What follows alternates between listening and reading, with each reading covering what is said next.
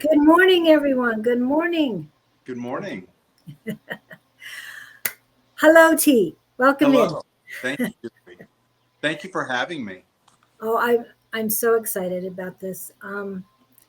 Anybody who's here, please put in the chat and let us know you're here. I know there's a few people already popping in. I can see it, mainly on my YouTube channel, which is great.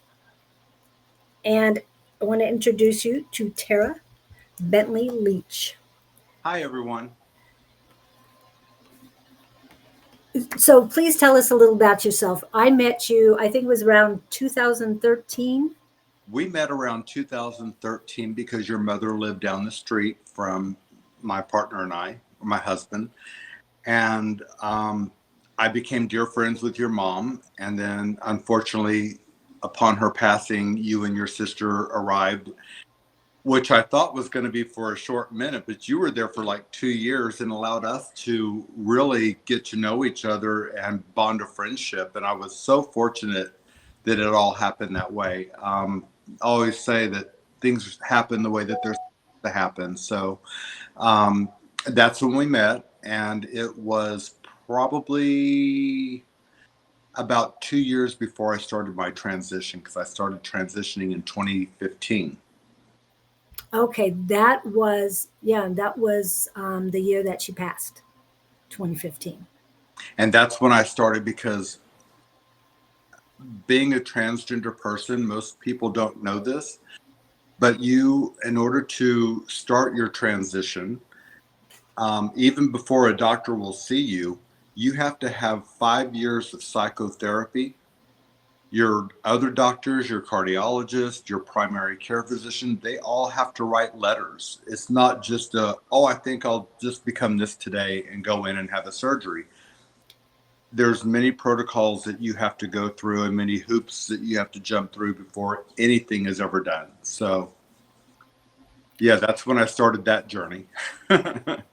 Yeah, so I met you before that.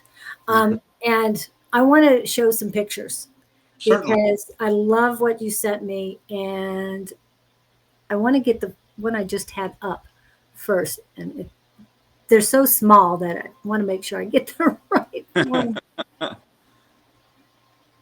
Yeah, where did it go? Okay. Well, I'm going to actually pull up how what I remember. Now, this was probably about 2015 That was in or 14. 2017. 2017. 2017. Okay, 2017. So that was when I was getting ready to leave. Oh, there it is.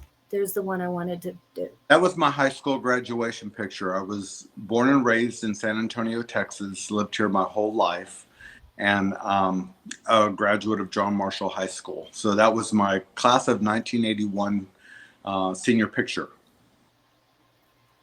And as you were telling me before, you grew up with the cowboy hats, the cowboy boots, the I whole. did.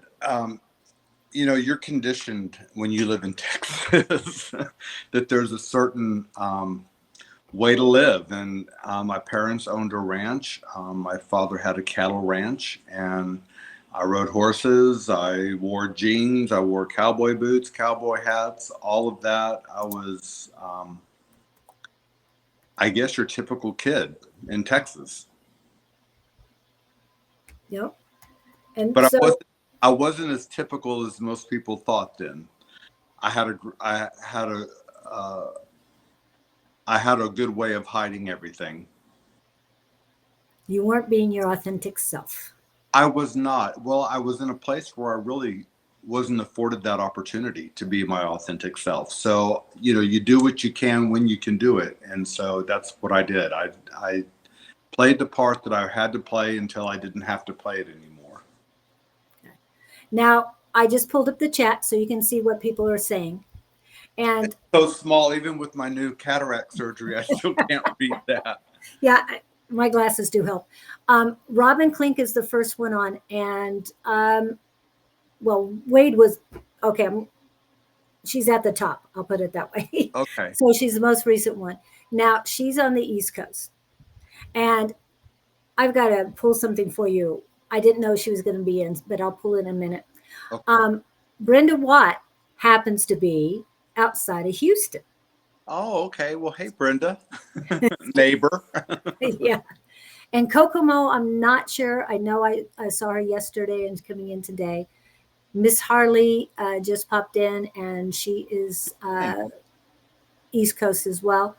Laura Wanzer, I can't remember. And then Wade is here in the Arizona area on the other side. You I'm all for going to, joining. Thank you all very much. yeah, thank you for coming in so much today. And please share this. I know, Wade, you're very good at reminding everybody to share it, but please, everybody share, because what T is going to tell us today is going to help you understand a lot more, Hopefully, hopefully, hopefully.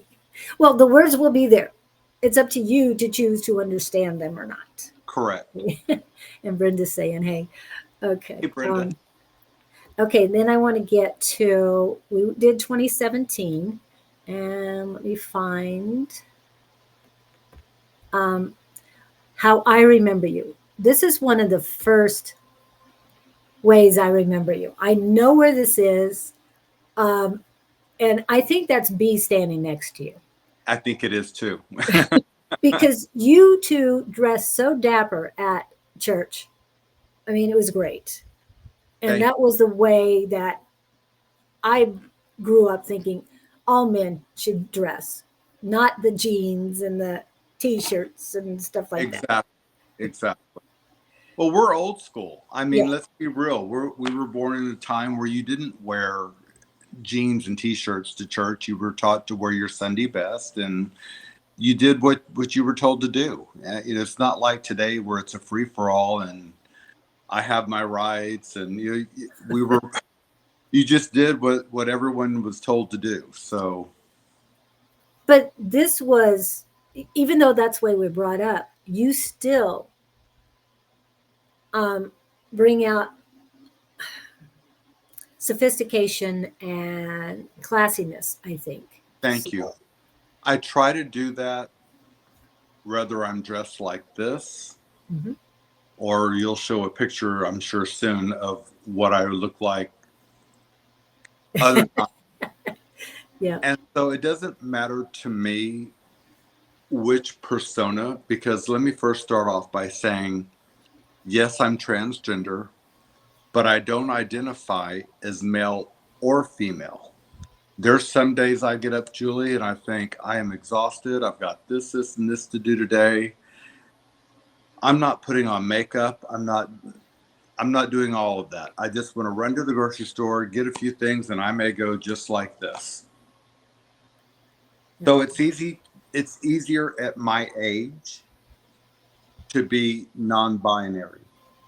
Had I had the surgeries earlier in life, when I could have stopped the male hormone from um, being so prominent and putting more of the male features on me as I grew older, I would be able to have transitioned a lot easier. It wouldn't have been as traumatic. And a couple of the surgeries I probably wouldn't have even had to have gone through. So, because of the time period I waited, it caused issues. And at my life now, as you well know, I've had heart issues. I've got 7 stents in my heart. Back in 2009, I flatlined twice with congestive heart failure. I'm a cancer survivor. In 2002, I had 4th-stage non-Hodgkin's lymphoma. So I've had health issues that wouldn't allow me to fully transition because of the blood loss and all of that sort of thing. I just couldn't. It was too risky of the surgery for me to endure. So, you find a place where you can be happy, and that's where you plant yourself. So I found this happy medium for myself. Um, and my partner is okay with where I'm at now. Everyone's okay with it. So I'm happy. Finally. Well, and I know we'll get more into the emotional and mental issues of what you did. You already talked about the 5 years of psychotherapy, so that's understandable. I want to pull this one up. Now, Oh, my impatience. and that's his house, or it was his house, That or was, her house. we sold it. Yeah, we Yeah. sold it 2021. Oh, okay. So 4 years after I sold mom's house. Okay. Yeah, we sold, and it was the best move for us, especially at our age, because we wanted a life that wasn't tied to a house. We wanted to be able to travel, pick up, and just go. And so this move really enabled us to do that. So Yeah, let me just turn that another off. Hmm? reminder. What? Oh, Wade is Oh, reminding everybody to hit the like yeah. button and Thank you, notification. Kate. Yeah. And do you want, I didn't share your Facebook page because I didn't know how crazy it would get. But No, I'm fine with that. If you want to share my Facebook page, I'm okay. absolutely fine with that. All right. I'm going to type that in.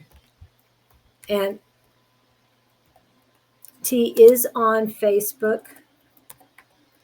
And I am spelling it. It is just what it was on everything else. Oops. I always get Bentley messed up. Like the car. Yeah. Okay. And you can find, you can like her um, T's page. I'm getting strange with the he and her, so I do You're apologize okay. for that. Being my age, I don't get twisted in the pronouns. As long as you love and accept me for who I am, I don't care what you call me. I really don't. That's your own battle. I'll let you deal Yeah, with that. and I know it is, but it's like if I just say T, then I'm And good. I don't get offended if I'm dressed like this and someone says he. Yeah, How can and I get it's mad? the baseball cap too. Yeah, how can I get mad at that? If I'm dressed as a woman and you Oh, see I've got heels and a dress on, probably calling me he wouldn't be the best idea. But and your yeah, your Southern Belle will be coming out. I bet you. Let me. Which one do I want to pull up here? Um, I'm trying to find the epitome of yeah. Oh, wait a minute. Where is it? Where is it? I know it's here somewhere. There's so many pictures, guys. I sent her And a lot upon request for this yeah. interview. Well, I'm just going to start with the easy one. I love this one. Thank you. It's so sophisticated, bright, cheerful, and you. So, That was my promo shot for Miss Trans Texas 2023. oh, and you won that, didn't I you? did win that. Yes, I was. I was Miss Trans Texas 2023. I don't know which one I is. think there's one in a blue dress with a. Oh, there it is. There it is. There I am. Yeah. I love that one too. Where is that? So I was photographed at a Mhm. studio, and then they AI'd the background for me. Oh, okay. I was going to say, where is that place? I want to. Well, that's how I love to do. It's like I want the background to be somewhere fabulous. A lot of it is just the editing, but the photo is really me. That's what I look like, and I think you have a couple of videos that you can show to see. Well, they came in as all pictures. I didn't see any of the Ah, videos, so I do apologize for that. But I do have this. so I'm the one in the middle in the blue gown, and that was at Miss Gay Texas America. There are three different major platforms for pageantry. America is one of the systems, and they require you to show up and interview in a suit and tie so that they can see the total transformation. Oh, Now wow. that I have started my transition, I'm no longer eligible to run in that pageantry system. But that was my first time going to state. I won a prelim. I won all 4 categories of my prelim. I won Q&A, evening gown, talent, and presentation.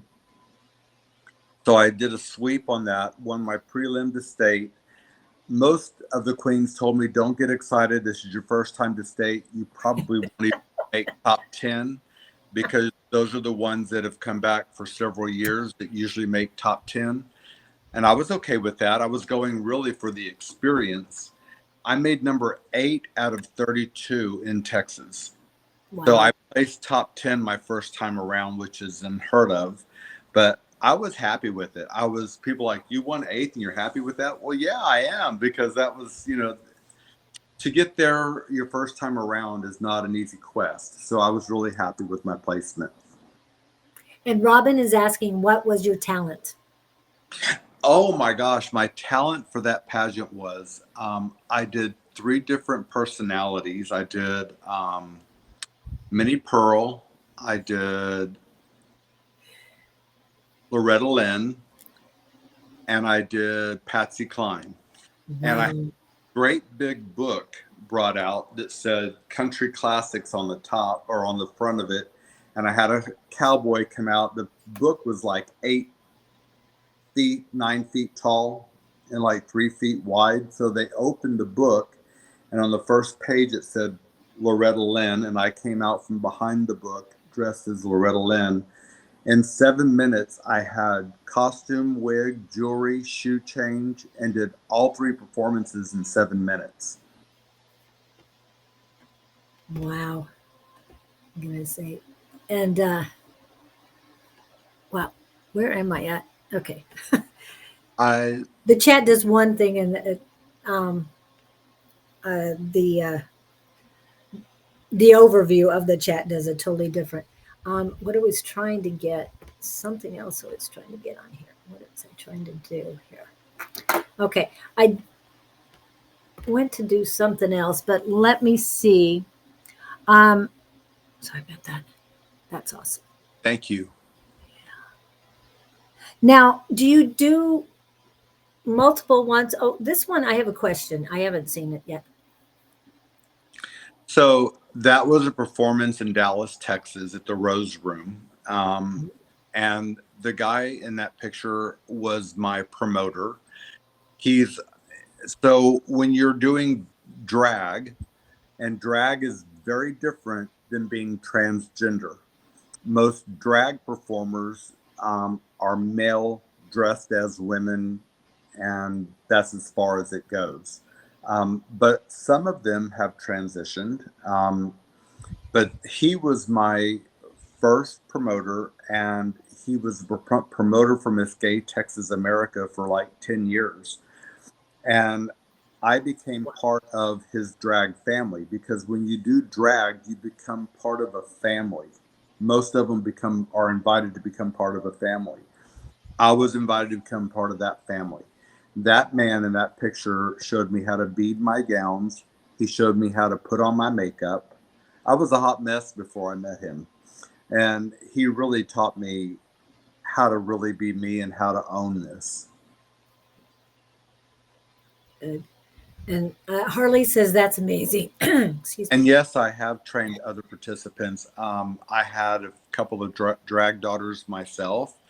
And now that I'm retired, I did my last show this past December. I'm retired because my husband retires this following December. And I want to really be able to just travel with him and enjoy the fruits of our labors. And you have done a lot of work, and so has he. Because I know he wanted to retire a couple years ago. And, He did. And But Mr. Big, we put kids through school, and we have 2 daughters. One's adopted. One was my biological daughter. I was married for 5 years before. So I got married at the request of my parents and against my wishes, but I did it anyway. I didn't want children. I told the woman I married I didn't want children. 2 years into the marriage, I realized it wasn't for me. But it was already November, and I thought, I can't leave a marriage here at the holidays. I'll wait till the new year. get a fresh start. That January, the first week of January, I had a balloonogram delivered to my work stating that she was pregnant. So I decided to stay for 3 years because I didn't want to leave without my daughter knowing who I was. And I knew that since she was now here, I wanted to play a prominent role in her life. Um, I was a good dad, as you well know. We put our kids through school. My daughter got her master's degree in business administration with an emphasis in HR without owing a dime when she graduated. So I'm proud of that. I'm proud of our other daughter that's given us two grandchildren in Seattle. She went on to marry a gentleman in the military. He since got out of the military and is now a fireman in Seattle. We have four grandchildren, and I love every one of them to pieces. The daughter here um, is having a hard time with my transition, and I understand that. And I don't really hold any bad feelings or grudges. When she comes around, then she'll come around. This is hers to deal with now. Yep. I waited until my kids were well grown. As a matter of fact, I put off my transition for a couple of years because my daughter got pregnant in college, Mhm. and her senior year in college, I was home with the baby. I stayed home for 3.5 years raising the baby for 12 to 15 hours a day so that she could go on and finish her education. And I honestly, I have no regrets. That was the best time in my life getting to spend it with that baby. We love our grandchildren. We just love them and adore them. And um, no, I have no. And then B's also a grandparent because he's step grandpa. So, but we love the life that we've created for ourselves. B and I have been together for 25 years. We met in Las Vegas. That's where he lived. I was out there doing a hair show. I was a hairdresser for Paul Mitchell Hair Products, and did was a senior national educator for them for many years. Went on to do my own thing, and um, I really enjoyed my career as a hairdresser. That was really wonderful. But it took me to Las Vegas where I met B. They say what happens in Vegas stays there, and I say, is that great? Bring it. Yeah. So 25 years later, we're still together. We've been married since 2015, since the law changed. And hopefully, Texas won't be revisiting that law. They're trying to get it rebuked to roll back marriage equality, which I really hope doesn't take place. I just don't know how our government's going to be able to reconcile that with Social Security and benefits and all of that. It's just going to be a hot mess. And so I hope they just leave it where it's at. I just don't see any need to roll anything back. My whole thought on that is if you don't believe in gay marriage, then don't marry a gay person. Exactly. Just that easy. If you don't believe in being transgender, then don't ever transition. It's that easy. Um, It's choice. And, it's choice. oh, sorry about that. I wanted to show this real quick. That's one of my haircuts I did on one of my clients. Yeah. But that you have other talent besides that. Also, real I, quick on the other, yeah, you've got that. I Go ahead. love You want to? I love arts and crafts, and I know it drives my husband nuts because I've always 3 or 4 projects going on. Like as we were sitting here talking, I also crochet. I'm doing this throw. Actually, it's a wrap for one of my girlfriends that lives in Arkansas. I make about here's a set. Here's a little baby hat Oh, and a baby blanket, and I crochet about 20 of those a month and give those to a nonprofit here in San Antonio for newborns. And then I do diamond dots. I don't know if you know what diamond dots are, but they're these little bitty beads, and you put them on. oh wow. That's thousands of beads. Wow. Oh, I love that tree. That's gorgeous. Isn't that nice? Yeah. I'll have to send this to you. I'm going to send that to you, Julie, Oh, for having me on today. But I do a lot of stuff. I love to write. I love to do creative writing. There's a hat and scarf I did, another baby blanket, And more baby blankets. I love my babies. and we have been talking about bees, so I wanted to put picture up. That's my husband and I together. And where was this? That was in December of last year. That was at the gala I did my last show for. It was a benefit for people living with HIV. Oh, okay. I'm going to hide myself instead of hiding you. So now you can see T at the same time you can see the couple. So, um, and I also have one of an evening out. Yeah, that we went out to, that was our 20th wedding anniversary. We went to a steakhouse here in San Antonio. It was really fun. Which restaurant was this?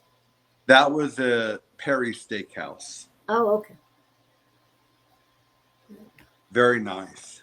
And when you talk about being crafty and decorations, I'm looking for it, and you know what I'm about to pull up. Again, these are so small, it's hard to see. Oh, well, I'll pull this one up because I've seen this one. That was our home. I did professional Christmas decorating in the wintertime. Just something I love to do. That was my personal home that I did. And you did see the picture before of the gardening. Right. Gardening has been a passion of mine since I was young. And I just loved it. I just love it. And it just made me feel so close to the earth to be able to get my fingers in it. I love being dirty and getting in the dirt, and but I also love cleaning up and going out to nice places. Yes, you're definitely not one dimensional. I'm saying you've No, got not so very. much going on. Yeah. I thought I had the picture of the house up here, but it might not have been uploaded. I thought I had, but we'll see. Um, and what else? I already showed you that one. This one. Now you went from Tara Casey Bentley to Okay, so Tara Bentley. Tara, I Leitch. started out as Tara Bentley. That was my stage name when I started doing shows. The KC was the guy that I told you was my first drag father that taught me the makeup and stuff. Oh, okay. That was his initials, and that showed that I was part of that family when I put the KC in my name. So Tara Casey Bentley now affiliated me with that family. Since then, I've dropped out of drag families. I'm just doing my own thing. So I dropped the KC, and I'm just now Tara Bentley Leitch. Leitch is my husband's last name that I took when we got married. And this one. That was after my second year. I had already won 4 crowns. What are those crowns for or from? One is for Miss Gay Lone Star America. One is for Miss Fiesta. One is for Miss Universe Elite, and I can't remember what the other one is for. Oh, Miss Gay Texas United. Okay. That was when I won Miss Gay Lone Star 2018. That was the prelim I won, and that was me in 2019 as Miss Gay Texas United. So you said this was a prelim for? That was a prelim for Miss Texas America, where I won 8th in state. Oh, wow. And you have a different look in every single one. I can't see the name of who just posted it, but I wish you lived nearer to me also. That would be fun. Harley, you'll just have to come out here. Yeah, you just have to come to Texas. I don't know what else to say. I've got a spare bedroom. How about that?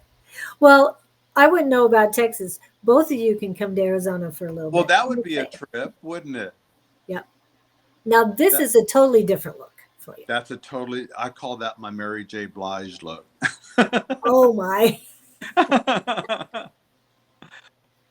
And I That's one love of this one my too. husband's personal favorites. Yeah, my What, husband. That this one? yeah, both of those actually are Oh, he okay. loves those. Dark hair. Yeah. Red, dark red, Mhm. like an auburn. Yeah. And this one was in a unique spot. That was I was performing in that Mhm. picture. And where was this at? 60 years old in 6-inch stiletto heels. Somebody should shoot me. I understand that. That was at a place called the Bonham Exchange. It's one of the oldest gay bars in San Antonio. Tara needs to take. His husband to Sweden. Victor lives in Sweden. Oh, I wish I could go to Sweden, but right now, one of the places that my husband and I were looking at retiring was Thailand because of its acceptance of transgender. The healthcare there is superb. The low cost of living, it just seemed a perfect fit for us. But because of all the rhetoric in our political arena today, they're making it very hard for expats, U.S. expats, to come and stay. They're making the visas harder to obtain. They're more costly. That is my husband's absolute favorite. He loves that dress. He loves that hair. He loves everything about it. That's my Texas hair. Yes, that's definitely Texas. Definitely. If you didn't know where I was from, that hair gives it away. Yeah. Is this the one? Yeah. Just popping in. Thank Now, I am trying to be very careful, but this is a very interesting state to live in today's climate. yeah. It's very, and to be honest with you, um, how do I say this without sounding crass? So I fought long and hard in the late 70s and 80s for our freedoms. Um, Yeah. and I was criticized. I was politicized. I was every kind of size you can think about for doing so. And we won a lot of freedoms.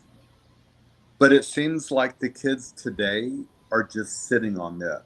And you can't just sit on something. You have to continue to make it grow. And you know, they're now losing their rights. And I'm at an age where I don't feel like fighting anymore. I fought the fight. It's now time for the next generation to step up and fight the fight. I don't think it's fair to keep asking the same ones over and over to put that forth. I mean, I think we've done our part. And I think it's time for the next generation to do theirs, and we'll see where they can go with it. I hope Southern. Harley says, so true, Southern beauty. Really Oh, nice thank you picture. so very much. Thank you so very much. At the end of the day, being trans, being not trans, we're just people, just like everybody else. We put our clothes on the same way everybody else puts their clothes on. We just want what everybody else wants. We want to live a life of love. Mhm. We want peace and serenity. And we want to be true to ourselves. And I don't think that that's asking too much in life. I think everyone deserves those qualities in life. And I, I just hope people can find it.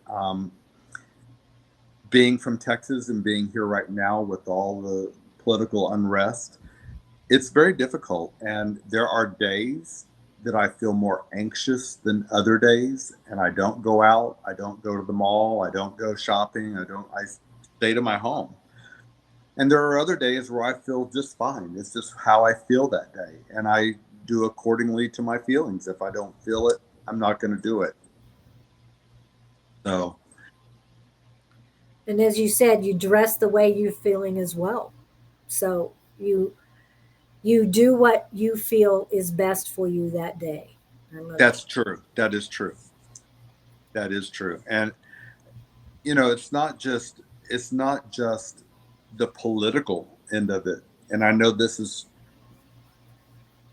so even in the gay world, we find that we get the same rhetoric in the gay world. Like the gay men talk just as ugly to trans women as heterosexual men do. And I don't get that. We're all from the same tribe. You know, show a little dignity, show a little respect, but they don't. I mean, they fight within themselves, and it's hard to have anything major when you can't come together as a group themselves. So I don't know. I think there's a lot that could be learned from that. I know when I came out as bisexual, I can't read that. I made it bigger for you. As bisexual, ending up coming out.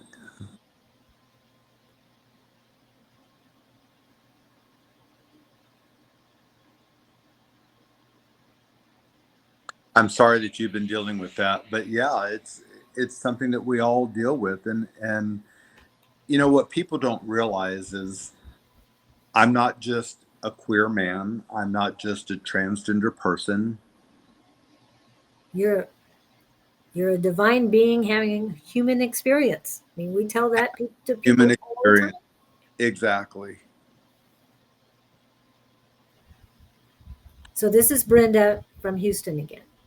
Most of my friends from college turned out to be gay individuals. We fought so hard in the 70s for gay rights in Houston and Amen. Texas. Caucus. So, my whole takeaway is we're all people. And, we just all want to be treated the same with the same respects, the same dignities as everybody else, and to live and let live. Like I told Julie before the program started, if you don't believe in gay marriage, don't marry a gay person.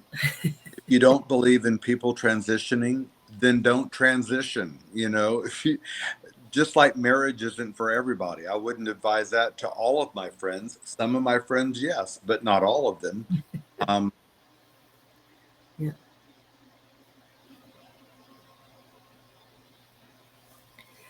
it is sad. It's a sad state of affairs, but that's where we are. It's where we've come today, and it hasn't just turned up overnight. This is something that's been going on since about 2015. And I Well, honestly, 2015, you guys got the rights to marry, so it happened before that. it it did The, happen the that, yeah, the fight but to then get we that. got the rights. But as soon as we got the rights, all the hatred started, Yeah. and so yeah, that's where it started. And then in 2016, when Donald Trump ran, and I don't care if you're Republican or Democrat. I just don't. To me, that doesn't make any difference because I have friends on both sides of the aisle. Be civil. Yeah. Show some humanity. That's all I ask. Yeah. Yeah. And we signed up for stuff. Yeah. And then Brenda, live authentically. Thank you. Yes. I appreciate that. I tell people I'd much rather know what all this is about than wonder. And so if today I can bring any clarity to what being transgender is, to understanding the pronouns, whatever questions that any of your audience might have today, I'm happy to answer them here and now because you can get the chance to do that. Yeah. And Jazz has come in. Um, yeah. And you and I were talking earlier Hmm. about how you were brought up. You and I have the same. We were brought up under the same political ideologies. Correct. I might have been born and raised some of the time in Missouri, and I was going to say exactly where, but and then moved to Kansas and ended up in Texas before I moved here to Arizona. So I understood Texas while I was living there. And you were talking about rights. Well, Texas, I love the state. I love most of the people, but it wasn't just um, people who, well, it wasn't just sexuality that caused the problem. Remember, the hatred came out way before that. Oh yeah. Well, I will tell you this, Julie, and there are other people I'm sure that have been in interracial relationships, and I don't care if it's Asian and white, black and Hispanic. I don't care what the mix is. People have a certain opinion, and here in Texas, they're very opinionated. So, so being in Texas, being gay, being in an interracial relationship, and now being transgender, I'm the trifecta. I'm the worst you can get as far as that goes. And this is something that a girlfriend asked me about, and I never really considered it until she said it, and it was like a splash of cold water to my face.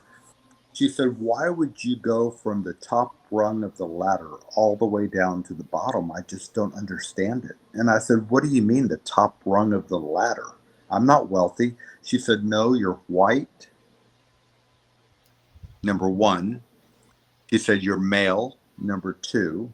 She said, "Those two qualities alone put you at the top of the ladder." And I never thought about that, but it was true. It really was true. As a white male, I never understood what um, all the rhetoric was about, and speaking with him into the head. Yes, that's true. Um, I'm sorry, I just lost my train of thought because I read. Yeah, I'm sorry about that. It's okay. Where was I going? Oh, now I forgot. I was Okay, we were talking about. So I guess what I'm trying to say here is that um, her feeling that I was at the top of the yes, ladder going down, with everything that I came out as being gay, was a rung down the ladder. And right. I never really considered that. And I didn't really see myself as being privileged because, as you know, I've worked very, very hard my whole life, and did without. We did without a lot. I grew up kicking cans down the street. We didn't have a lot growing up. As a matter of fact, um, in middle school, I was asked to spend the night at a friend's house, and it was during the week, and I can't remember what the cause was, but it was during the week. And I remember his mom serving like fried chicken or something for dinner that night. And I thought, are y'all having company? Is someone important coming? He said, no, why? I said, well, your mom served chicken. They're like, well, yeah, that's a protein. It's a meat. That's what you have. And I'm like, but it's not the weekend. We only had meat on the weekends. Oh During wow. the week, it was potatoes and something, or oh my gosh, my mom would make this stuff called goulash, and it was horrible, but she made it, and or mac and cheese. That was a staple at our Wow. house. That's but meat, that was a Sunday staple, and that it wasn't for Monday, Tuesday, Wednesday, Thursday, or Friday. And we were real lucky. We got hamburger, I guess goulash with hamburger in it, and noodles or macaronis and tomatoes and stuff.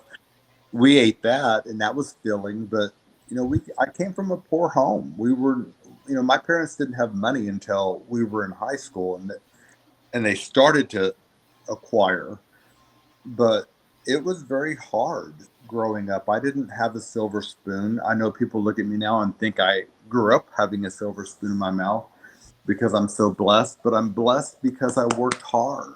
I'm blessed because B and I saw a path and decided to take it. We've never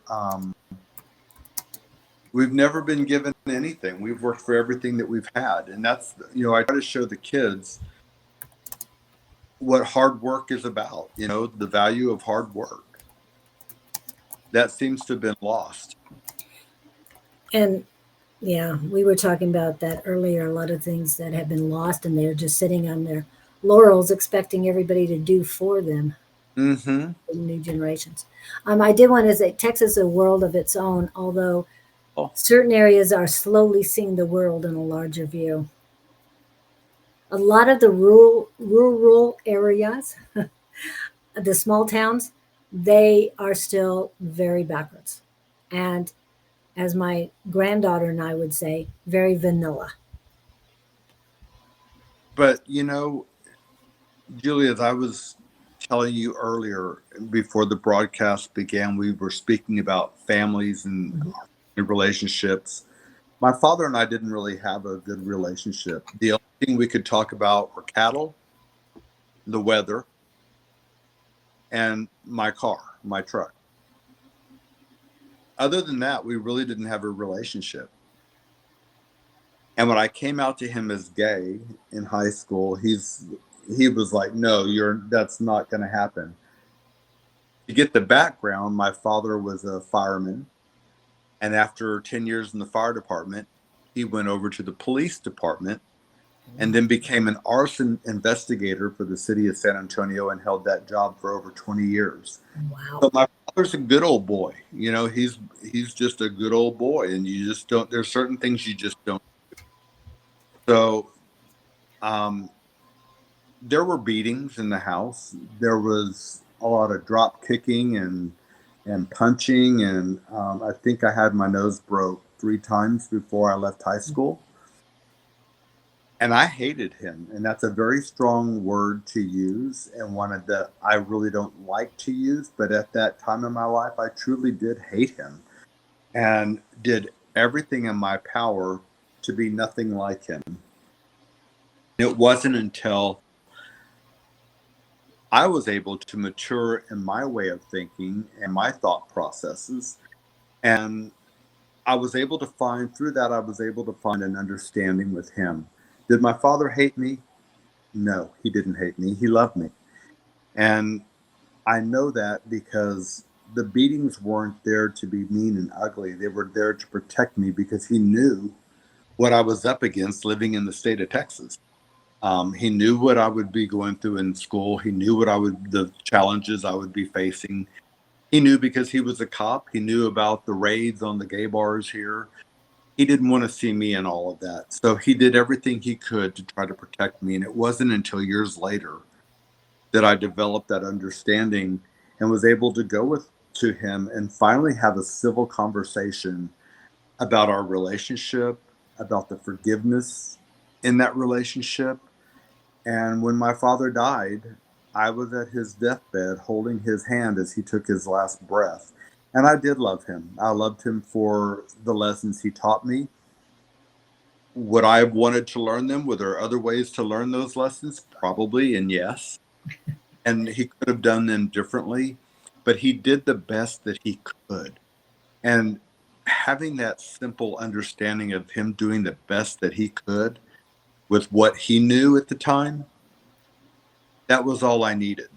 And then on his deathbed, he did apologize to me for the cruelty, for all of the things that took place. And I told him the forgiveness had been given years ago. That was the only reason I was able to still have a relationship with him, was because I had already forgiven him. Yeah. So I think that's a lesson that can be learned by many: forgiveness. And it's very important. And like you said, you were brought up a certain way. Well, he was brought up even more strict than you were because he was brought up by veterans in the veteran, what am I thinking of? Generation and the one before that. So they were a lot more strict with their upbringing, and you had to do this, you had to do that. So, Do as I say, not as I do. exactly that too. Yeah, no, you shouldn't be drinking as they're downing at Jack Daniels. So, yeah. Exactly. Okay. So, you know, part of the lessons I learned from my dad really enabled me to raise my kids the way that I raised them because I did everything opposite. Everything was the direct opposite. If my dad was going to do that, I was going to do the opposite instead. Yeah. And um, so yeah, and my girls will tell you I was a good parent. I never struck any of my kids. Looking back, should I have? Maybe once or twice. But There, yeah. I believe that hitting only teaches hitting, it perpetuates anger, and I've always been able to just talk to my girls. My youngest, when she was in middle school, her last year of middle school, she stole my ex-wife's car one night. So my ex-wife calls me and she says, "Someone's broken in and they've taken Callie and they took my car." And I said, "Linda, she wasn't stolen. She stole your car." I said, "Call her." "Well, I've tried to call her, but she won't answer my phone call." I said, "I'll call her." So I called her and she answered my phone and she says, "Hey, Dad." And I said, "Where are you at and what are you doing?" She said, "Well, my friend," she had a friend that was spending the night. "We took Mom's car up to the grocery store because Mom was out of milk and we knew she'd need it for breakfast tomorrow morning. So we're at HEB." I said, "You stay right there. We're on our way." And I got there and I didn't say one word to her. I just went over to her and I said, "I want you to know how disappointed I am in you." I said, "Callie, I don't know that my trust level can ever be regained." And I didn't say that to make her feel bad. I did that because I wanted her to really see that there's going to be consequences to this. And later on in life, she told me the hardest thing that I ever did in life was disappoint you. She said that was the hardest pill for me to swallow. She said, because you didn't get angry. She said, I would much rather if you had beaten me to death or yelled at me. But she said, you didn't walk away in anger. You just walked away in love. But the disappointment on your face about killed me. And I said, well, good. Then I did my job. Yeah. And your choices were breaking the cycle, evolving for a better outlook for the future. Yes, it was. Thank you. That was hard. Yeah. Thank you. So yes, and I think we should all be praying for parents. Yeah. Yes, it's a rough time out there, but if each of us follow your example, be true to yourself, and like you said, you went through a transition. I'm going to pull up the graphic that said it all to me, and this is it. As I told you before, Julie, that picture without a word exemplifies what it feels like to be transgender, to be stuck in a form that you don't feel natural in. So Yeah. And I hope that helps you guys understand um, how someone who makes these choices is feeling. But you said you had to go through multiple years of psychoanalytics in order to be able to do that before the doctors would and another let thing, you do it. So, I shared with you pictures of my actual surgeries. now, if you guys are ready, I will show them, but you I, have to tell me you're ready. I I shared those with you because I want people to understand that it's not just a simple decision. Number one. Number two, how bad I must have felt being in my old body to have to go through this to feel more like myself. Yeah. So please, if you're okay with it, I will post these pictures. But I want to warn you ahead of time. They're It's graphic. the graphic. They're real life pictures. Yeah, They're they're real not life. the graphic without the words. They're really. Um, I do want to ask you one about the face. Okay, Michelle Frost. Hello, Michelle. So Michelle is in Tennessee, and she was one of my guests on, and she's a musician and a singer and a caregiver. oh, lovely. And you help people too.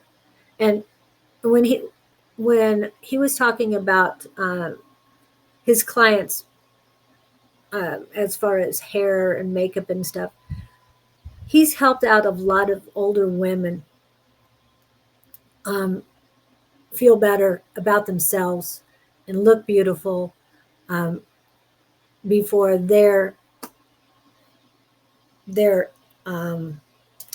going to, you know, before they're passing. I was going to say transition, but it didn't fit. So Right. Before before they're passing, that's and then important. yeah, So in 1 year, I had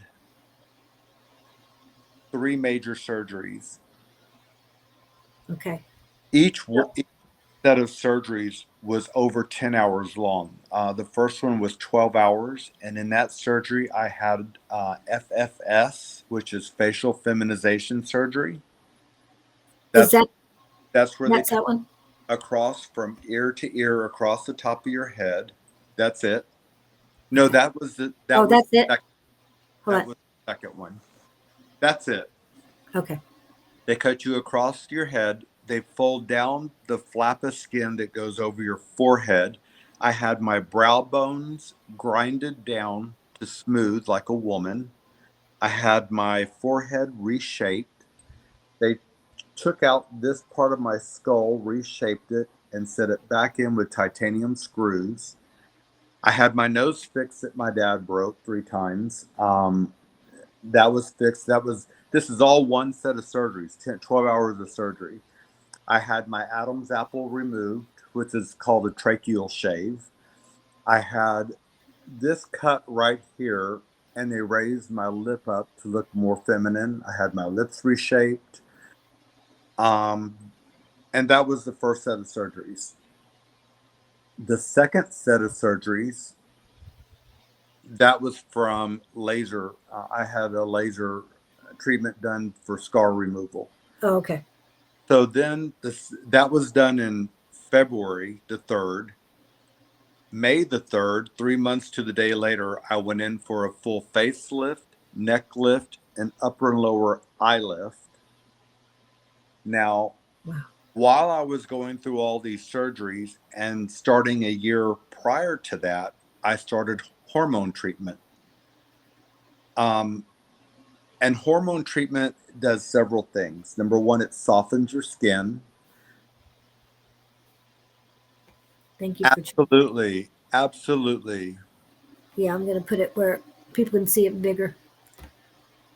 And Michelle's daughter is transgender, so Well, I'm doing this not just for myself, but I'm doing this as a tool to help others understand. And as a parent going through one of their children transitioning, as a brother or sister trying to understand their siblings transitioning, anybody can get an understanding from this.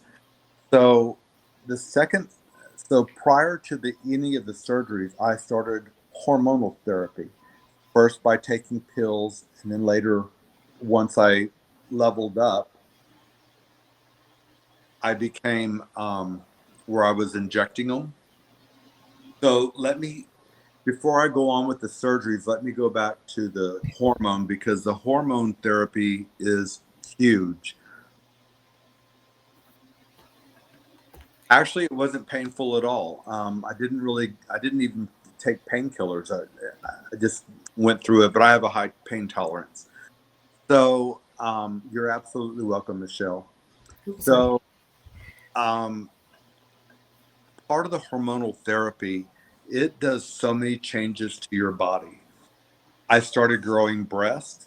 I went from being very flat chested to what B my husband calls ant bites, but they were just a little bit smaller than an A cup, kind of like when a young girl first starts to develop. That's what happens. And then the more hormones you take and the more it increases, the larger they grow. But you also, on top of estrogen, you're taking progesterone. And so I started growing breast, but they would never develop much more than an A cup, a very small A cup. But on top of that, I was having other things happening in my body um, that I wasn't even warned about, which kind of was like, okay, this is weird.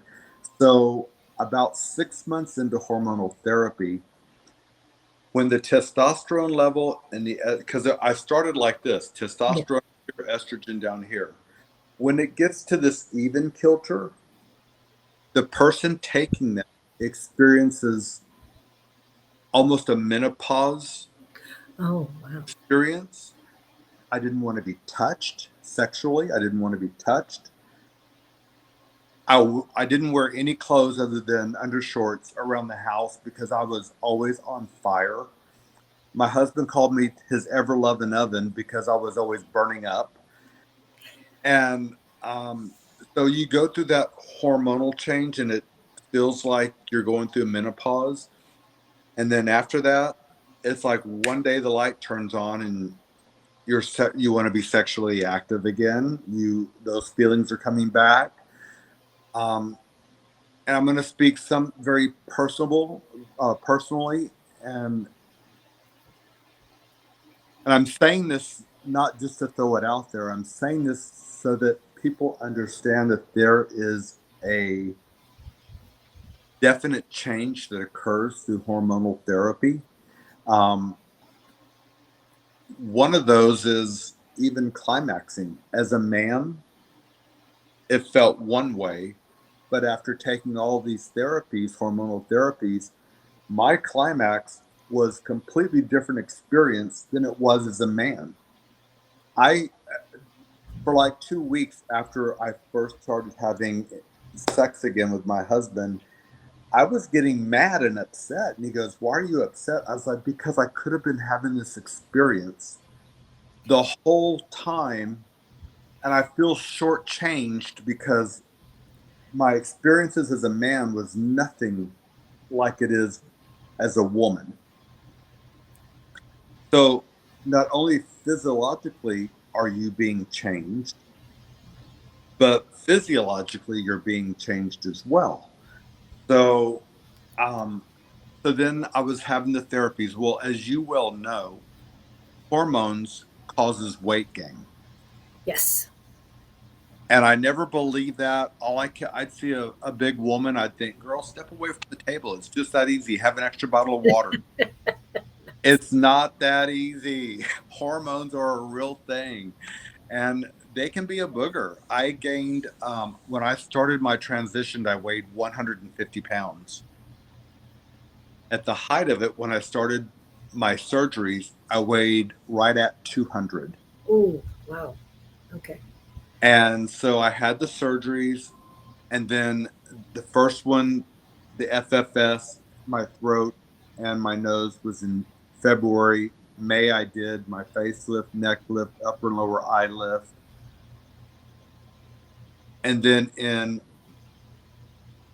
November of the same year, I had 360-degree vasoliposuction with fat transferred to my butt and my breast because I never wanted implants. As a hairdresser, I can't tell you the horror stories of the clients I had that had to go in for um, to get things fixed. Either it popped or it stuck to a wall or it moved or I just didn't, or they had cancer because of leakage. I just didn't want anything foreign in my body.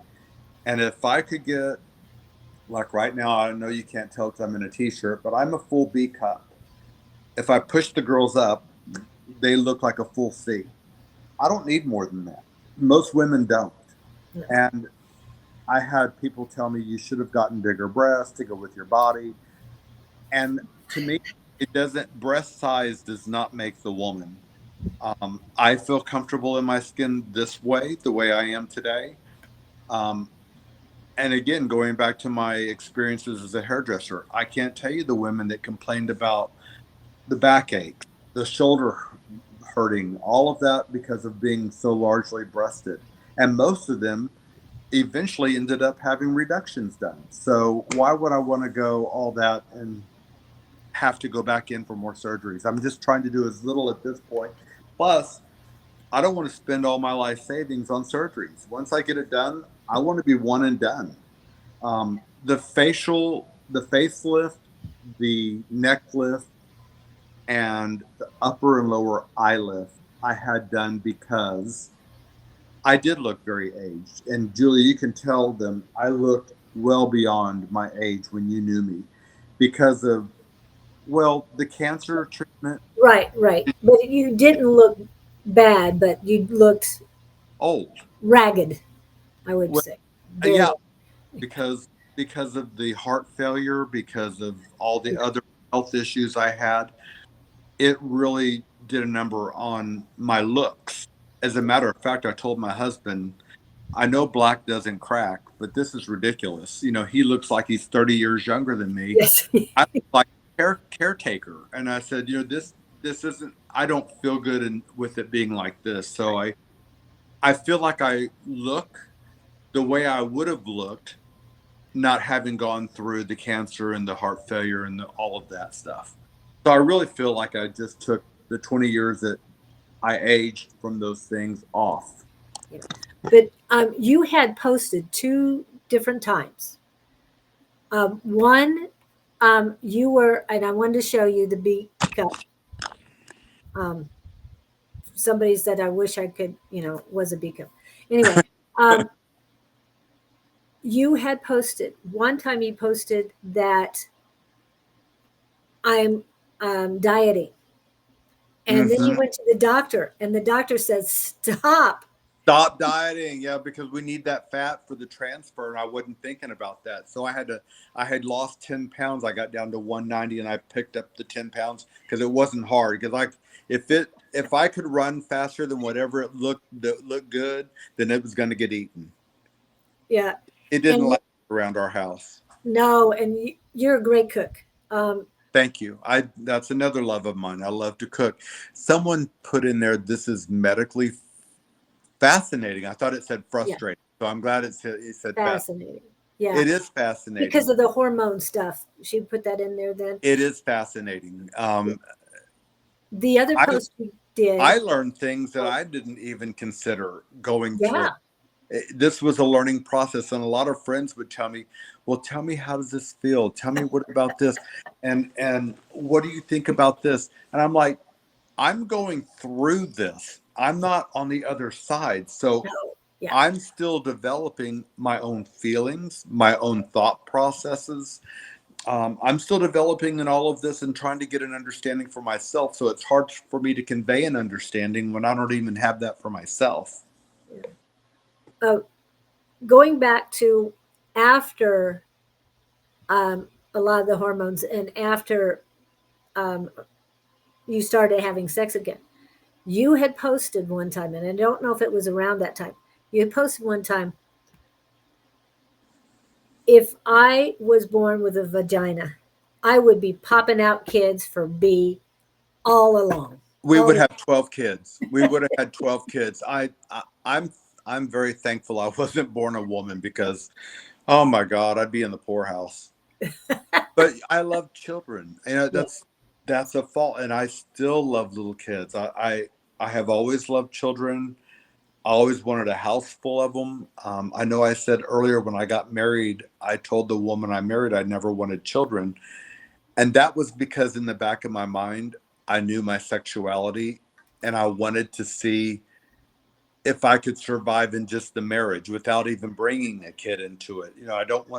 I wouldn't want to do that to any child, to bring them into an uncertain situation.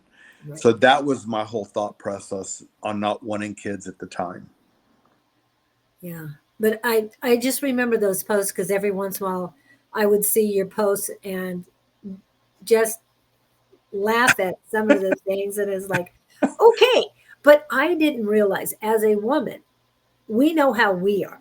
But Mm-hmm. to go from a male to a woman and you know how both of them are dealing with. That's my girlfriends come to me and they'll say, okay, you're the best person to ask this. I said, why am I the best person? Because you can give me both perspectives truly from both sides and not just what you think that other side is thinking. And I said, well, that is true. I mean, I do get, and so when I see an argument between friends, it's like, well, I get her position, but I also get his. It's like they're both right, but they're both wrong. So it's hard to be in that. I find myself in more neutral territory than I've ever been in my life because I understand both sides of the coin, and that they both are right, they're both are wrong. So Yeah. And how is that with B these days? he first of all, he's the most patient, laid back. If he laid back any further, I'd have to put him 6 feet under. I mean, he's so laid back. I have to check for pulses sometimes. He's he's okay being in the shadow. He's not a forefront person. He's very quiet. We are direct opposites. I mean, night and day opposites. And they say that's what makes the world go round. And they say opposites attract. And I guess that's true because 25 years, and to be honest with you, Julie, after 25 years, I don't know many people that can say this, but I love him more today than I did yesterday. And he was a major reason that you got through this as I'm well glad as you you said did. that. He is a major reason because a major percentage of relationships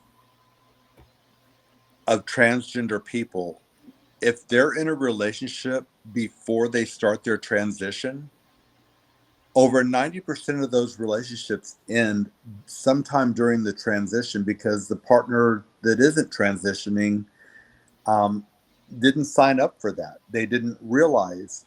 In my case, it was a little bit different.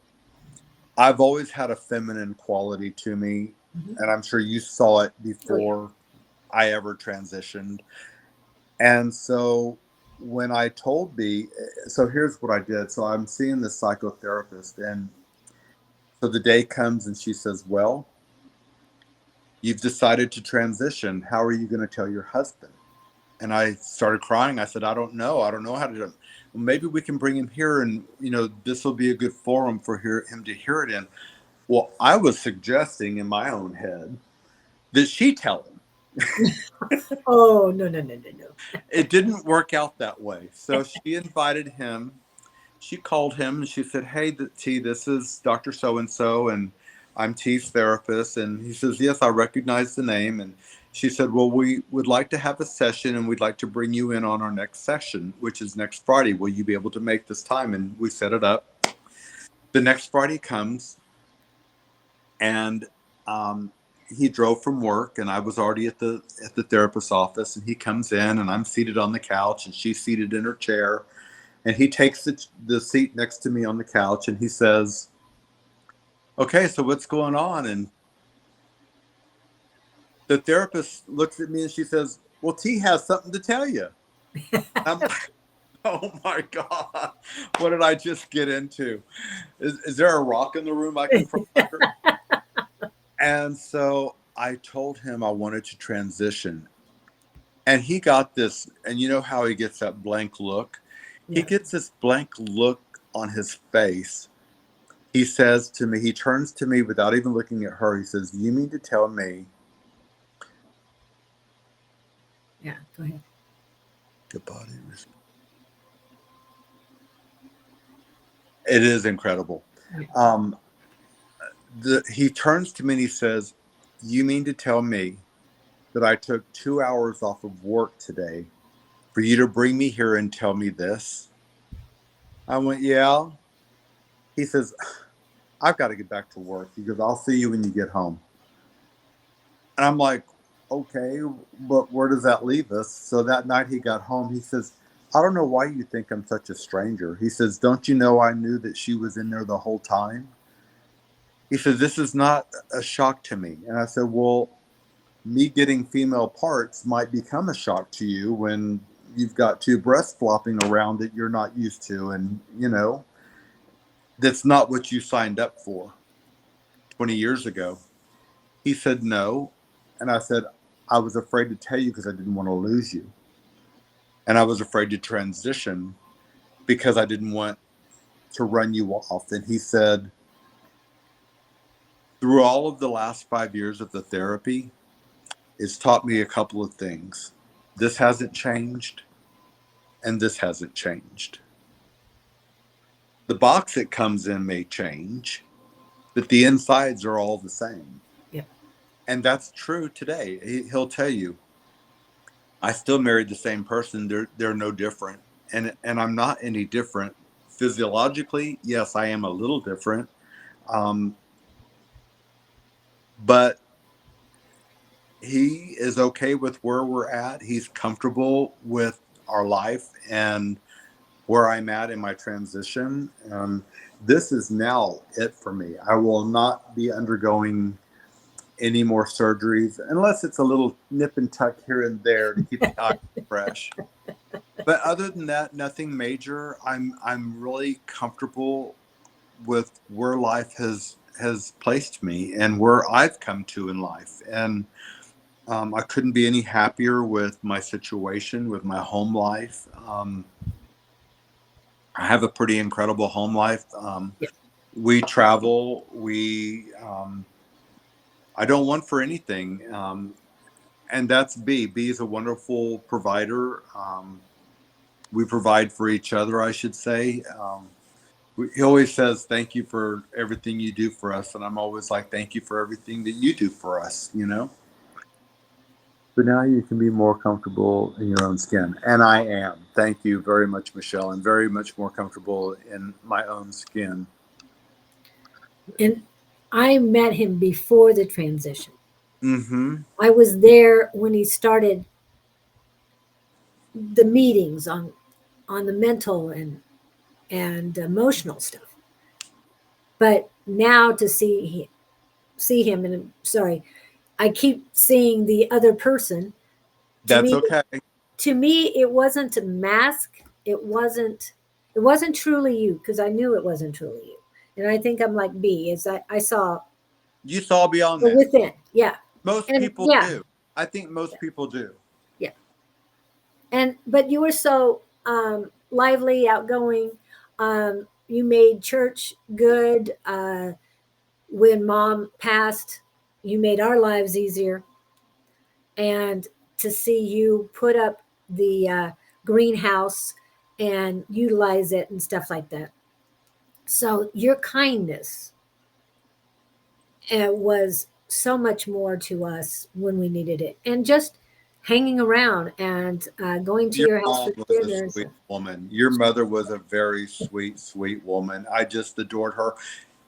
Her mother was a gardener, as I love to garden, and we shared that love with each. We'd walk down and trade plants, or I'd cook something, and we'd have enough. I would always take Dia.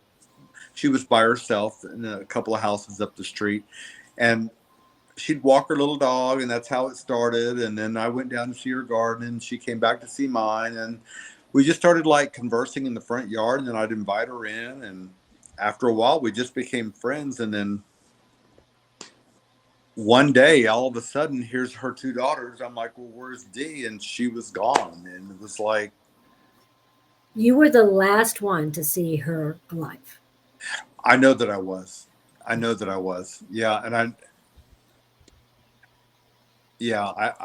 I knew that I was because I saw your mom the night before. Yeah, that was 5 days ago was the anniversary. Oh wow. of Wow. 10 years. It's been Oh my 10 gosh. I years. can't believe she's been gone so long. I Seems know. like yesterday. It It seems does. like It does. yesterday. Yeah. Yep. Yep. And And so, yes, my husband is a fantastic person. He's yeah, very, thank you. Thank you so much for that. yeah. And You know, we they are, talked about what my life would look like if something ever happened to be, and just like I've asked a couple of my girlfriends, we're at an age where our girlfriends are losing their spouses, or even friends are losing their women's spouses. And life is going to start looking different for the other person really soon. And I asked a girlfriend of mine who just lost her husband to prostate cancer, are you planning on remarrying? And she said, absolutely not. She said, at our age, the only thing I'll become is a caregiver for somebody, because no, it's not like I'm going to have a relationship with a 20-year-old. So yeah. I'm like, yeah, I get it. She said, I've worked hard for where I'm at. I can travel. I'm free to go, whatever. I don't have to check in with anybody. I'm good. And I had a loving relationship, and no one will ever replace John. And that's kind of the way I feel with B. If something ever happened to him, I know that there was never going to be a replacement. There just can't be. And no one will ever love me the way he loved me. And so I I don't see myself ever being in another relationship, or when you've had the best, where do you go from there? No one's ever going to satisfy, so why bother? So, Yeah. Yeah, I wish I could say that, but, well, there's but still time for you. There's still yeah, time. but again, I'm not looking for it because, uh, two down, I don't want a third. Thanks. I get you. I get you. But when you're not looking for it, that's usually when it happens, and that's usually when the best one happens. I hope so. And you met in Vegas. We So, met in Vegas. Yes, he lived there. He worked for GE Capital at the time. oh, He was in management with GE Capital. I was on the road with Paul Mitchell doing hair classes all over the country, and working in a salon and doing my thing. And we were at a great big gathering for Paul Mitchell hair products in Las Vegas for a week. It's called the Ultimate Gathering. It happens every year. And I was there and spent a week there in Vegas. And my friend said, hey, why don't you stay? Because I had friends in Vegas. And they're like, since you're here and it's the weekend, stay and leave Monday, because you got to go back to work on Tuesday. I'm like, that's a great idea. So that night we went out, and that's when I met B. And the first thing B asked me, because I was just drawn to him. We locked eyes, and that's all it was. And he just said, will you walk with me? And I turned to my friends, and totally out of character for myself, I turned to my friends and I said, I'm going for a walk. I'll be back in a little bit. 2.5 hours later, we were walking up and down the strip and just talking. And I had the most incredible conversation with him. It was like we had known each other for years. I knew he was my person that night. And he told me later, I knew you were the one. And oh, so, yeah. yeah. See, the best one happened to her at 60. So never say never. No, no. Never I'm, say never. yeah, I'll just say I'm this. good. I can't imagine ever being loved the way that I've been shown love by my husband. I just can't imagine that. And if something happened and anybody tried to measure up, they wouldn't be able to. And they So, just wouldn't be able to. Yeah. There are days. There are days I want to rip his head off. But that's called marriage. yeah, That's called marriage. I always say to people, there's no such thing as a perfect life. If you can find someone in life that you can honestly say you like, that you enjoy spending time with, take a good look, because that person probably has some qualities to offer. Um, and then take a look at yourself, because you may not be what you're projecting or thinking you're projecting out there to attract what you really want. yeah. Yep. Be true to yourself. I hope in this conversation that your listeners and the listeners to this vlog are hearing, be true to yourself. Because it's hard for people to love you when they don't see the true you. When you're true to yourself and showing them the true you, then you have nothing to hide or come back from. Yep. Yeah, it's, something just popped up. Oh, I can't reply to it. Good. Okay. And then we wouldn't need to be here if things were perfect. Right. That's very true, Yeah. Michelle, because I think we're put on this earth to learn lessons. And and there's no such thing as perfection because people don't learn anything in perfection. When I learned my most valuable lessons were through my trials and tribulations. They weren't through my successes. So, I that's my big takeaway. I encourage mistakes. I encourage breaking walls. I encourage all of that because that's where you really learn things about yourself. You learn things about relationships. You learn things that you didn't know before. And even if you learn a little bit, you're better off. Yeah, definitely. And I hope that people out there can understand um, the part about being trans that, we're just people. I'm someone's brother. I'm somebody's uncle. I'm somebody's um, father. I'm somebody's husband, but I'm also somebody's sister. I'm also somebody's aunt. I'm also somebody's grandmother. Um, It's Harley. I'm loving this oh, little you're so life. very welcome. You're so very welcome. And I learn from these types of things too. From the comments, I get takeaways too. So thank you. Um, but we all know, even though you don't think trust me when I tell you, a transgender person. Yep. We all do. You may say, no, I've never met one. I guarantee you've met a transgender person. Yep. And they're all somebody's child, Yes. and that's the takeaway. We are all somebody's child. So be nice to each other. Yeah. Yeah, there's no reason. I mean, everybody is a person. Mm-hmm. And as we always used to say, they put on their pants one leg at a time, just like you. Absolutely. Absolutely. Yeah. And it is important to get this information out. And you were one of the first people I thought of Oh, thank you. Thank when you. I wanted to do this. So, because you have a story that I don't know who else has. Yes, I Well, might know somebody else, but you've been through the transition, not just calling yourself trans. You know what I'm saying? true. Both True. mentally, emotionally, physically, uh, your relationship with your husband, and you also have family relationships that you're still working on. Absolutely. Well, they're But all, no matter how, no matter where we go in life, it's always a work in progress, whether it's with family, friends, loved ones, whatever. It's always a work in progress. And I find as a human being, I'm always working on myself. I'm always finding out new things about myself. And maybe I didn't feel as much as I thought about a certain thing as I did before. Maybe, you know, I just think through learning and through knowledge, we learn more about things to have better understandings and to be more accepting. One of the reasons I didn't fully change my name on my birth certificate was because right now in Texas, here we go with that again.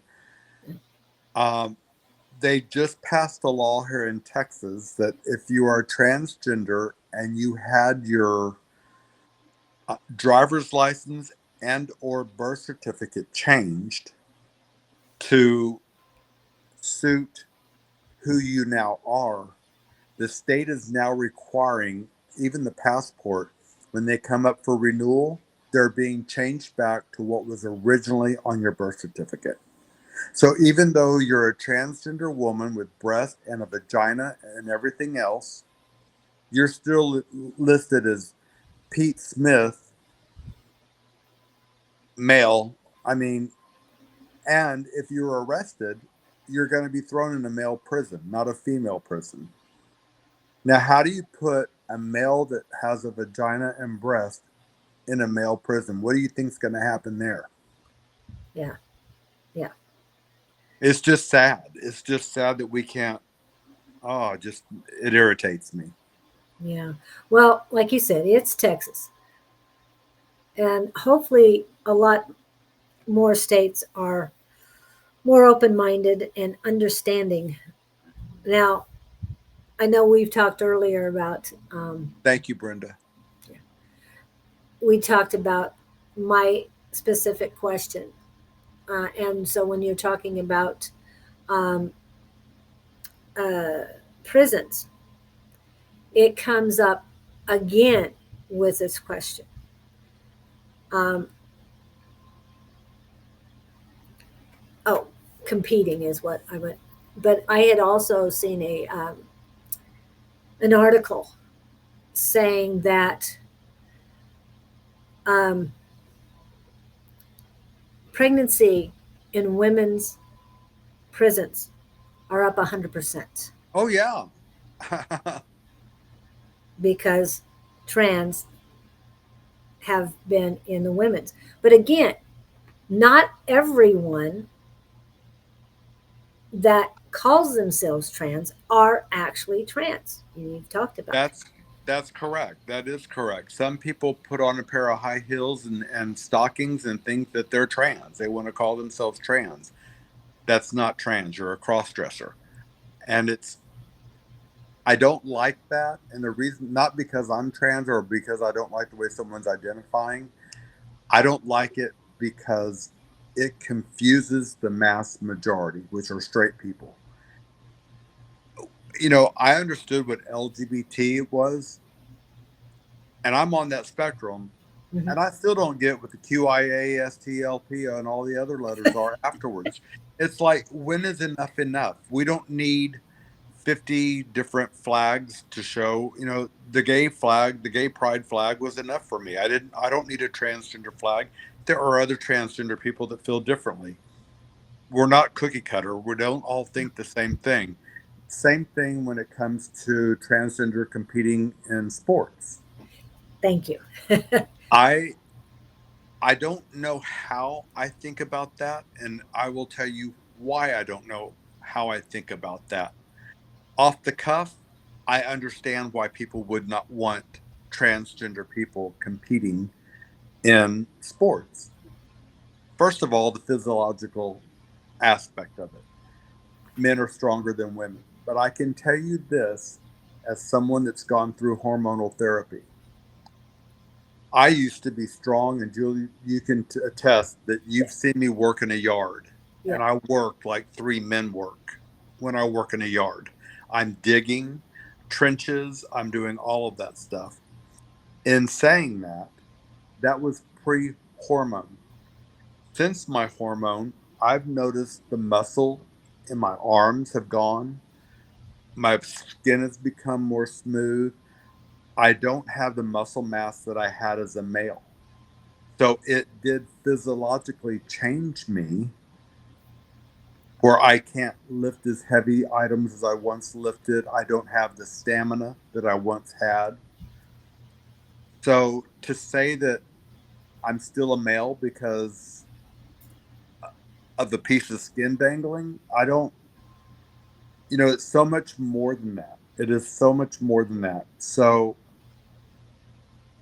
but I also understand that men are built bigger to begin with than women. Look at a man's hands, look at a man's back.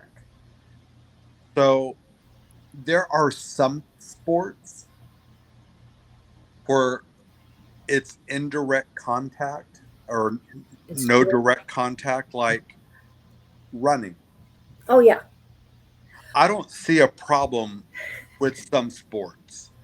Now, boxing or boxing, not only no, but hell no. I don't want. I mean, because a man's arms are longer than a woman's, primarily, or in most cases. So I don't think that would be an even battle.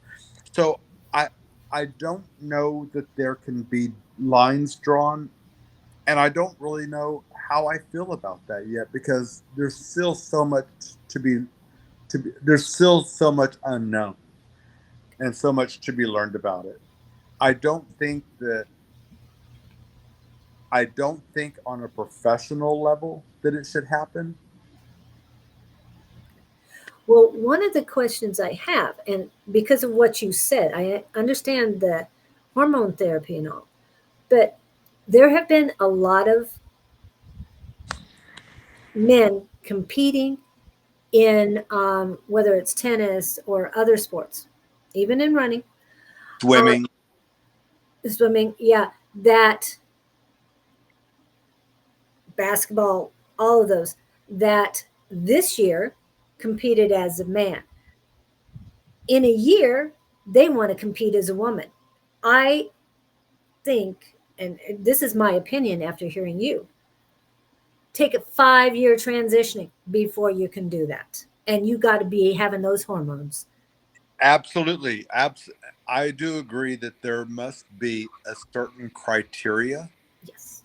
for the people that are competing.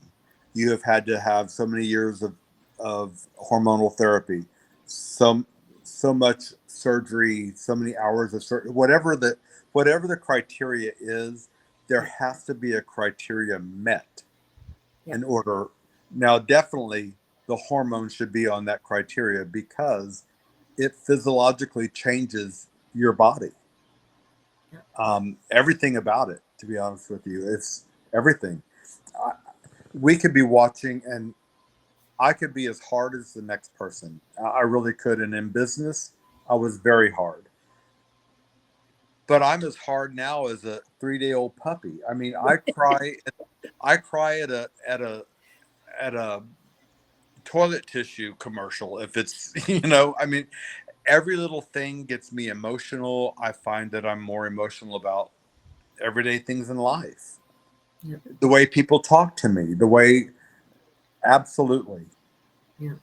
But when you had said that you went through, dealt with a psychiatrist or psychiatrist for 5 years, that to me should be the minimum transition between male athlete and a trans athlete.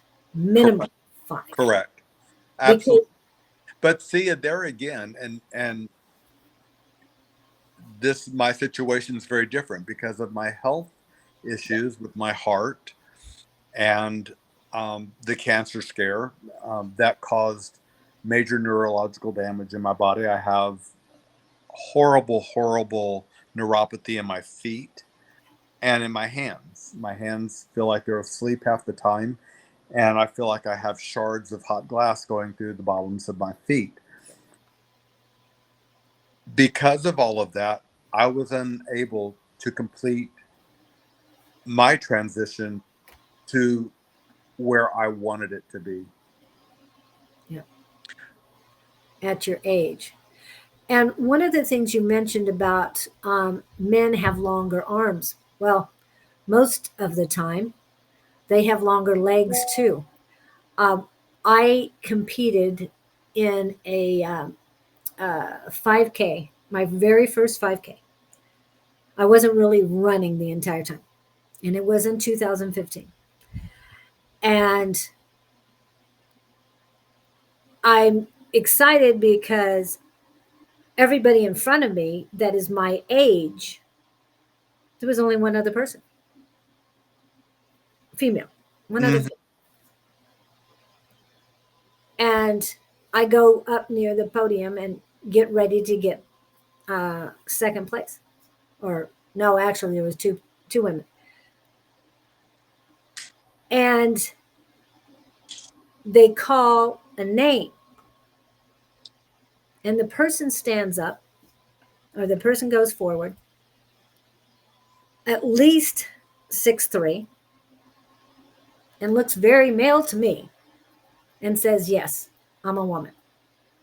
And this is in 2015. This is when you began yours. And I'm going, wait a minute. There should have been an asterisk on that because, excuse me, that person's legs so much longer than mine. There's no But way I'm 6'4". So, look at Brittany Griner from the from the WNBA. yeah, 6'7" or something like that. yeah. She was Well, born female. I mean, would you say it's unfair because she has longer legs than you? no, because she was born that. That's what I'm saying. This was a man at one time. I'm just Okay. saying. He Okay. was born male. There's no way the person in front of me could have been born female. There was nothing. Right. Nothing. And wearing shorts, no, nothing has changed. So it's like, I didn't understand this. I accepted it, but it's like, I was going, wait a minute. If that's happening to me here in 2015, Mm-hmm. what's going on with the rest of the world competing? Mm-hmm. So that's So there my was a question on your blog that says, regarding sports, I wonder if age also plays a part when transitioning. The younger you are, the stronger your muscles stay. Yes and no. Because once you start hormonal therapies, that muscle starts to break down. So you're through drug, you are diminishing your muscle mass. That's part of it. So your muscle does not stay the same. And once you've diminished it, it takes much longer to build it back than it does just for it to perpetuate as a child. Yeah. So I don't think that being younger makes the muscle stay stronger. I don't think that that's true. No. As a matter of fact, if you start your transition early enough in life, before the muscles even begin,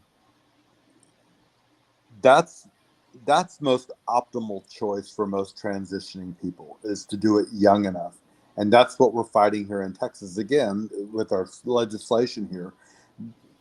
It's against the law here to give someone under a certain age hormonal therapy.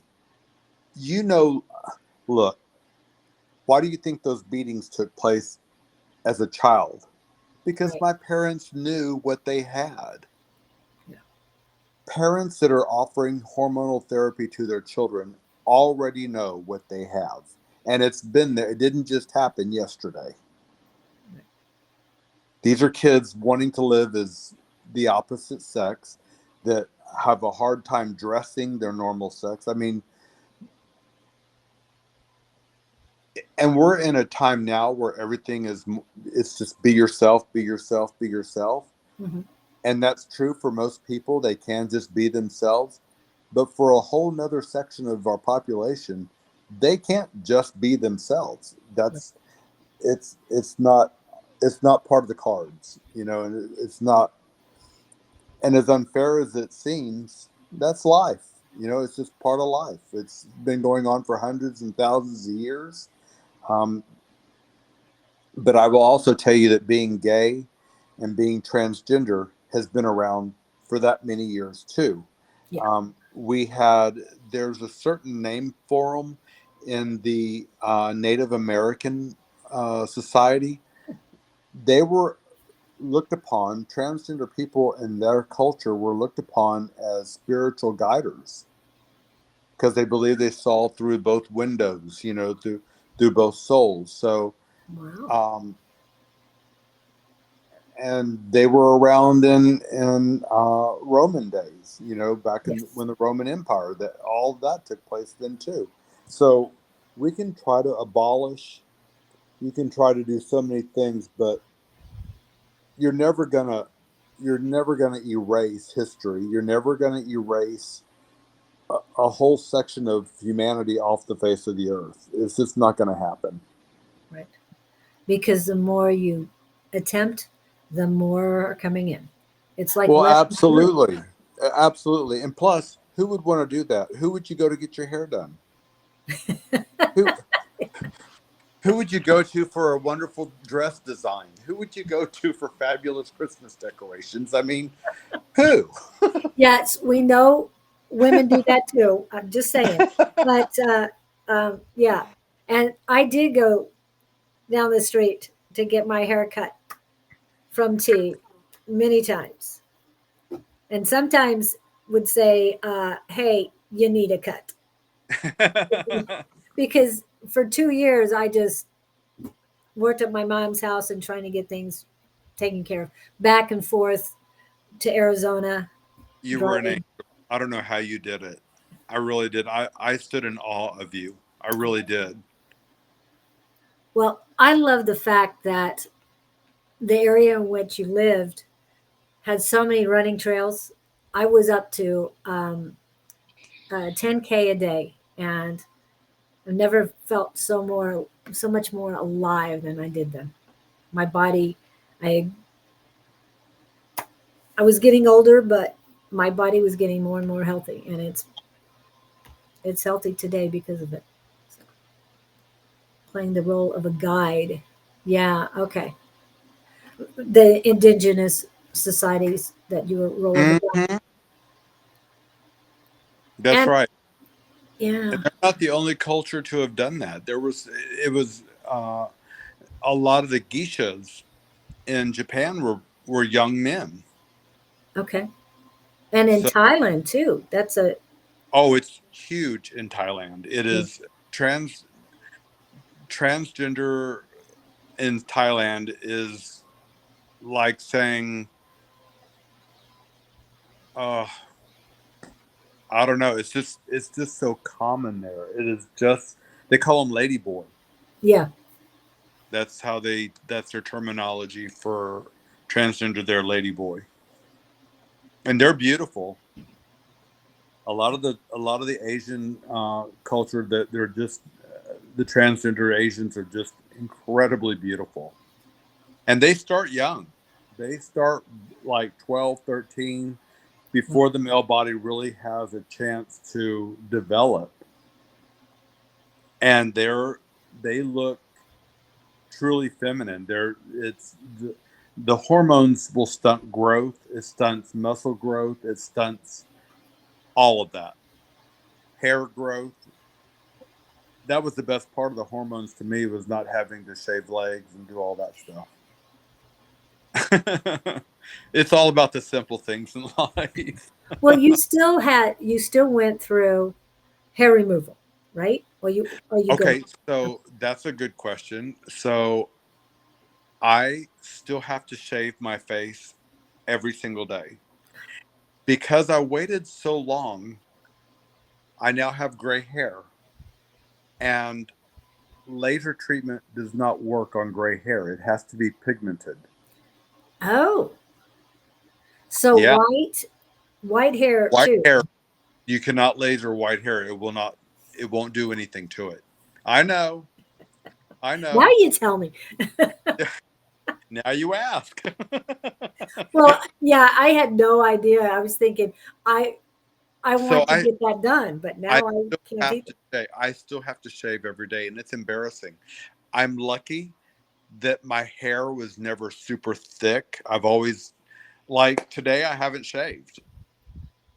And I I can't shaved. really tell. I shaved yesterday morning, so it's been well over 24 hours since I shaved. But yeah, so that's one of the things. And as a matter of fact, you're gonna love this story. This is so funny. Back when I first, right after I first got my facelift, of course I couldn't shave for like 2 months because I had staples and stitches everywhere. So I finally shaved one day, and I went in to my husband. I said, he said, "Oh, babe, your skin looks so good." I said, "Thank you." And it looks so tight. Oh my gosh, you look so young. And I said, "Yeah." I said, "But I've got it. I need a haircut." And I said, "Because I've got hair, crazy hair growing right here." And he looked and he started laughing. I had hair behind my ear that was like this long. And I'm like, "What in the world where did that come from?" He said, when they did your facelift and neck lift, they pulled the skin from here all the way up behind your ear. So now when I shave, I have to start way up here behind my ear and come down. But you know what? I don't care. I'll take it. Yeah. Now, have you tried waxing? After time, the follicles weaken. I have been waxed. I get a full body wax every 6 to 8 weeks. Oh my. It's about a 2 hour process, but I don't have to shave for 6 weeks. As far as my face goes, I would not do that to my face only because your skin on your face is more sensitive and it would cause bleeding. My face would be raw all the Oh, time. okay. So, Almost like that picture. yeah, that was laser treatment on my face. That was scar removal laser treatment because I had scars underneath here from when they took out my uh, Adam's apple. Mm-hmm. So yeah. So that's understandable. Because that's the first thing I thought of when I saw that is like, is that the hair removal? But now you're saying you can't do that. But can you get it waxed back here? I can, but it's so thick that would hurt. Like, and it comes Uh, back because it's part of the facial hair. It comes back much faster. oh, The facial hair is a different hair, yeah. body hair. It's more coarse, more thick. So, and Wow. it's had 60 years of shaving. It's not going to go away. You know, like, I've trained it to come back. Yes. Yes. Fortunately, Yep. Understand.